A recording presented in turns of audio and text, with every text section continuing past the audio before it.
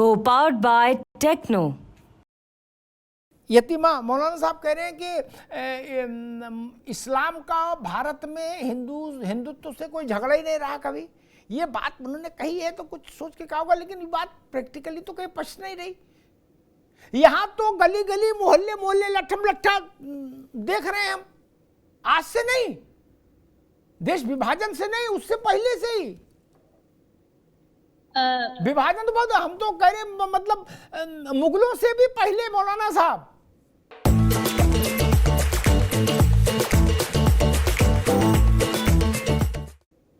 जब वो एवक टेवक इलजी खिलजी टाइप के जो आए थे बवाली, वो बौद्ध धर्म के लोग थे क्या?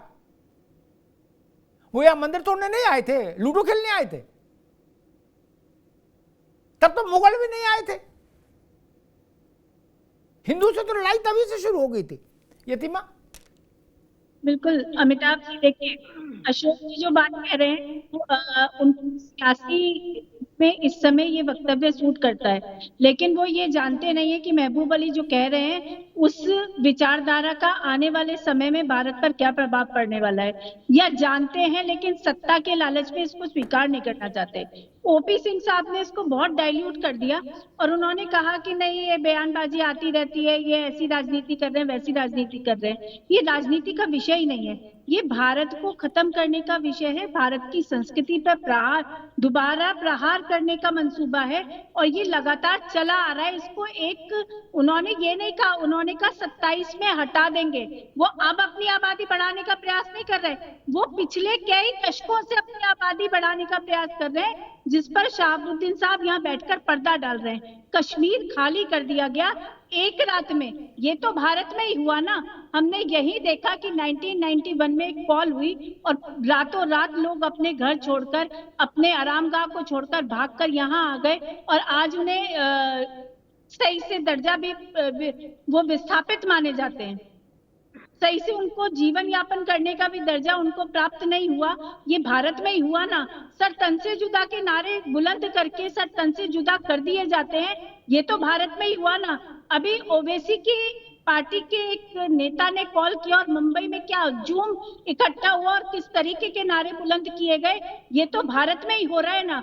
और ये हो किसके आधार पर रहा है अमिताभ जी? ये जनसंख्या की वृद्धि के आधार पर हो रहा है, क्योंकि जहां भी डेमोग्राफिक चेंज होता है वहां डेमोक्रेसी कभी भी नहीं रहती है। दुनिया के बहुत सारे देश इस बात का उदाहरण है। ईसाइयों यहूदियों से झगड़ा तो है, लेकिन सनातन संस्कृति, आप ये बताइए कि अयोध्या का मंदिर, अयोध्या पर बाबरी खड़ी कर दी गई, ये भी भारत में ही हुआ।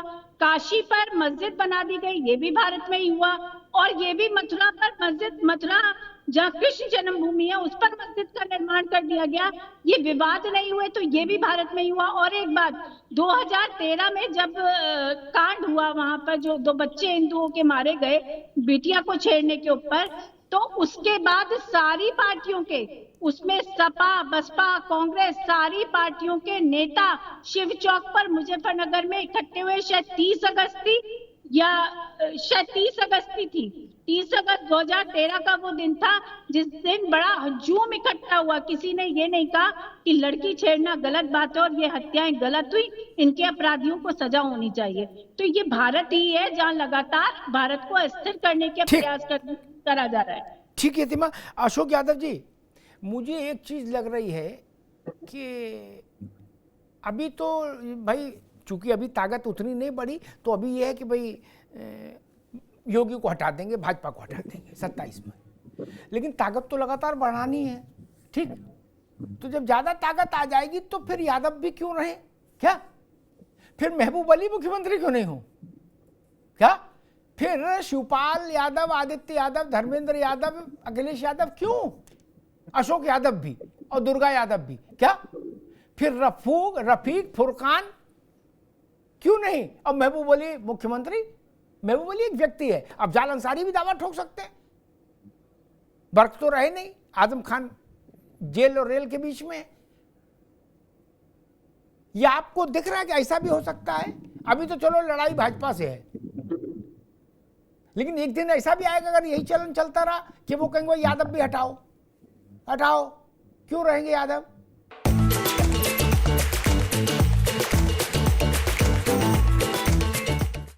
अशोक जी हमारी है? लड़ाई पास थी, है और रहेगी। हमारी लड़ाई वैचारिक लड़ाई है। और वैचारिक लड़ाई में जिस तरह अभी ओपी सिंह जी ने कहा कि हिंदुओं को धमकी दिया जा रहा है, मैं बड़े विनम्रता से जानना चाह रहा हूं कि 2017 से योगी जी मुख्यमंत्री हैं और लगातार उनकी सरकार से मैसेज आ रहा है, लगातार ऐसा बॉडी लैंग्वेज दिखाया जा रहा है कि हे पिछड़ों, हे दलितों, तुम लोग चुनावी हिंदू हो, भाजपा के लिए चुनाव आएगा तुमको हिंदू बना देंगे, सरकार बनने के बाद जब ट्रांसफर पोस्टिंग होगी, जब नियुक्तियां होगी, तब तुम पिछड़े दलित बन जाओगे, तुम्हारा आरक्षण हम लूटते रहेंगे, तुमको चुनाव में हिंदू बना देंगे, तुम्हें जातिगत आधार पर शोषण तुम्हारा करते रहेंगे, चुनाव आएगा तुम्हें हिंदू बना देंगे। तो ये सवाल तो ये उठता है कि इस प्रदेश क्या इस देश के पिछड़े और दलित को भारतीय जनता पार्टी तो चुनावी हिंदू मानती है, फिर ये किस हिंदू की बात कर रही भाई? और बात आज महबूब अली की हो रही है। 2014 में आपको याद होगा अमिताभ जी, उसी महबूबा के साथ सरकार बनाए थे लोग, पीडीपी के साथ। तो अब इनकी विचारधारा किसके साथ कब क्या बदल जाए, इसकी कल्पना भी नहीं कर सकते आप। आपने कहा का नाम लिया, आपको याद होगा 1940 का दशक था, 40 का दशक था, जब आरएसएस और जनसंघ ने मुस्लिम लीग के साथ मिलकर सरकार बनाई थी, NWFP, north west frontier province में, सिंध में, बंगाल में। तो ये तो भारत के विभाजन की पृष्ठभूमि रखने वाली जिन्ना की जो पार्टी थी मुस्लिम लीग, उनके साथ इन लोगों का पहले ही गलबैया हो चुका है। तो ये क्या बात करेंगे ऐसी बात? ये भारत की विभाजन की पृष्ठभूमि लिखने वालों के साथ सरकार बना लेते। तो इनकी इच्छा में सिर्फ और सिर्फ सरकार बनाना है, न हिंदू है न मुसलमान है, इनका तो सीधा फंड भगवान को भी जातियों। अशोक जी अभी रुकना होगा। मेरा विषय ये नहीं कि भाजपा ने किसके साथ गठबंधन किया, सपा ने किसके साथ किया, ये विषय नहीं आज। ठीक, सबके साथ करो, वो आपका प्रेरोगेटिव है। मैं समझना चाह रहा हूँ ये जो आप नया वो लाए हो पीडीए, मुझे बता दो जहां मुसलमान मेजॉरिटी में हुआ वहां दलित कहां है, पिछड़ा कहां है, बता दो। नहीं ना, अफगानिस्तान में भी हिंदू थे, दलित भी थे, पिछड़े भी थे, वो कहां गए? बांग्लादेश में कहां गए? पाकिस्तान में कहां गए? आकाश ले गया, पाताल ले गया, कहां गए? बताओ ना। आप ये जो बैनर लेके चल रहे हो पीडीए, मौलाना साहब आप भी इस पर थोड़ा सा तवज्जो दीजिए। पाकिस्तान के हिंदुओं जिसो दलित थे उनको कौन खा गया? पिछड़ों कौन खा गया? अफगानिस्तान, बांग्लादेश। आखिर गए कहां? जब बांग्लादेश बटा था तो वहां 17% था, पाकिस्तान बना था तो वहां 20% था, कहां गए? और अब बताया यार नहीं, ये तो हम लोग तो सहअस्तित्व वाले लोग हैं, सबको साथ लेके चलते हैं। मौलाना साहब एक उदाहरण मुझे इतिहास से बता दीजिए कि जहां इस्लाम ताकतवर हुआ और उसने फिर सबको साथ लेके चला हो। Show me the single evidence. मेरा तर्क फिर वही है, पाकिस्तान का हिंदू कहां गया? अगर कोई बीमारी फैली तो ऐसा तो नहीं केवल हिंदू मरा, मुसलमान ने मरा, वहां कहां गया? थानों में रिपोर्ट नहीं है, कहीं तो गया होगा, या आकाश लील गया? बांग्लादेश। इसलिए यह तर्क ठीक नहीं है कि नहीं हम आईन से चलेंगे। मुझे उदाहरण बताइए दुनिया के किस हिस्से में आईन से चले? सीरिया में आईन से चल रहा है? नहीं। पाकिस्तान में आईन से चल रहा है? नहीं। अफगानिस्तान में आईन से चल रहा है? नहीं। जहां देख लीजिए। इसलिए मैं कह रहा हूं महबूब अली रास्ता वही खोज दिखाना चाह रहे हैं। शाहबुद्दीन साहब आ रहे हैं यहाँ पर। ओपी सिंह जी, भारत समाजवादी पार्टी कह रही है कि भाई भारतीय जनता पार्टी पिछड़ों को, दलितों को बांटकर चुनावी लाभ लेना चाहती है, और महबूब अली पर उनका कहना है कि भाई महबूब अली की बात उनके निजी विचार है। ओपी सिंह जी। अमिताभ जी, इतनी देर से डिबेट चल रहा है, अशोक यादव के अंदर हिम्मत नहीं है, वो साहस नहीं है कि एक बार ये कह देते कि महबूब अली का बयान राष्ट्र विरोधी है, राष्ट्र के विकास के लिए बाधक है, मैं उसकी निंदा करता हूं, मैं उसका खंडन करता हूं। एक बार भी नहीं कहा।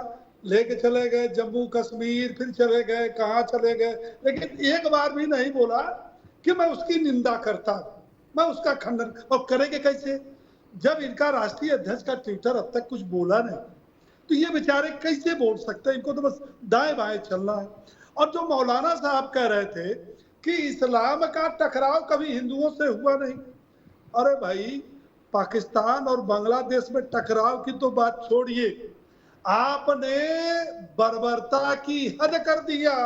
कभी हम लोग पढ़ते थे कि मुगलों ने इस देश के ऊपर जब आक्रमण किया तो मंदिरों को तोड़ा और बहन बेटियों के साथ बलात्कार किया और हिंदुओं का कत्लेआम किया। और उसकी आंख से कान से हम लोगों ने बांग्लादेश में और पाकिस्तान में देखा, जहां 22% थे वहां 6-7% आ गए, और हिंदुस्तान में जहां ये 7% थे, ये कहते हैं कि हम 20% हो गए। और इन्हीं के कौम के आजम खान ने कभी कहा था कि भारत माता डायन है, तो किसी समाजवादी पार्टी ने विरोध इसका नहीं किया था। ओवैसी के बेटे जो विधायक है अमिताभ जी, हैदराबाद में एक सम्मेलन में पिछले साल कहा कि अगर यहाँ की पुलिस को 1.5 घंटे के लिए हटा दिया जाए तो हम यहाँ के हिंदुओं को औकात पर ला देंगे।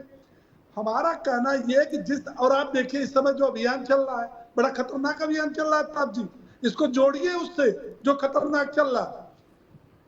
मनुष्यों के हमारे आपके खाद्य पदार्थों में और जूस में मानव अपशिष्ट और उसमें पेशाब और थूक मिलाया जा रहा, 1-2 नहीं, सैकड़ों चला। और जानते इस समय अभियान क्या चला? संविधान बचाओ, राष्ट्र को मजबूत करने वालों का ट्रैक पर कहीं लोहा, कहीं पत्थर, कहीं पेड़, कहीं और। ये तो गनीमत बनाई है उत्तर प्रदेश में कि योगी जी की सरकार है, योगी जी की सरकार है, राष्ट्र विरोधी काम करोगे बुलडोजर तक चल जाएगा, जेल की हवा ऊपर से खाओगे, तब ये हालत है। सोचिए आज अगर दिल्ली के छीके भाग टूटे, अगर समाजवादी पार्टी की सरकार होती तो क्या होती, तब हम आप चैनल पर क्या करते, और तब कल्पना करिए जो ये हवा महल देख रहे हैं तब क्या होता। और दूसरी बात, इस तरह के बयान देने वाले लोग मुसलमानों के कतई हितैषी नहीं हो सकते।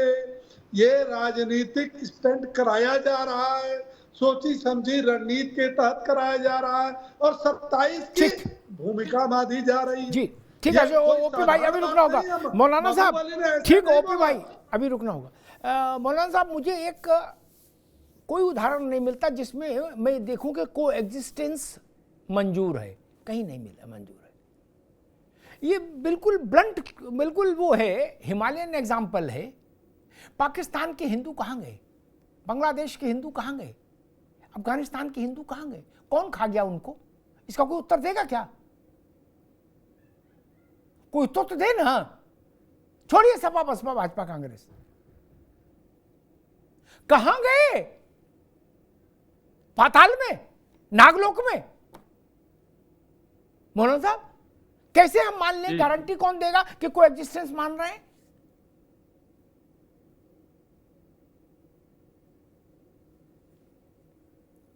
बोलूं मैं? जी देखिए, मुत्तहिदा अरब इमारात, जिसको वो यूएई कहते हैं, दुबई, शारजा में अभी चंद सालों पहले एक बहुत आलीशान मंदिर बनाया गया। उस कंट्री में शरीयत लागू है। दूसरी मिसाल आपको ओमान की दे रहा हूँ। ओमान एक अरब कंट्री है जहाँ शरीयत लागू है। उसकी राजधानी मस्कत है, और मैंने खुद अपनी आंखों से मस्कत में मंदिर मैंने देखा है। बिल्कुल टी पॉइंट पर, मस्कत की टी पॉइंट पर जो है वो मंदिर बहुत पुराना आबाद है। इसके अलावा पाकिस्तान और बांग्लादेश की जब बात कर रहे हैं तो वहाँ पर जब भी हिंदुओं पर अत्याचार हुआ या बांग्लादेश में पूजा के पंडाल तोड़े गए या हिंदुओं के घरों पर हमला किया गया तो उसकी मैंने भरपूर अल्फाज में मैंने मजम्मत की और अलल-ऐलान मैंने मजम्मत की। मैंने उसमें पाकिस्तान और बांग्लादेश का समर्थन नहीं किया, बल्कि वहां पर ज्यादतियों के बारे में मैंने बात की और हिंदुओं का मैंने समर्थन किया। अब रह गई बात अफगानिस्तान की, तो अफगानिस्तान में आज भी गुरुद्वारे हैं और मंदिर हैं। तालिबान की हमारे भारत सरकार ने तालिबान को कबूल कर लिया, मगर तालिबान को हमने अभी भी कबूल नहीं किया, इसलिए कि वो कट्टरपंथी विचारधारा वाला संगठन है और हमेशा हमने तालिबान की मुखालफत की है, कट्टरपंथी विचारधारा की बात की ही है। और इसका जो मुर्द इल्जाम हमने हमेशा मुल्ला उमर को ठहराया है। Co-powered by Techno.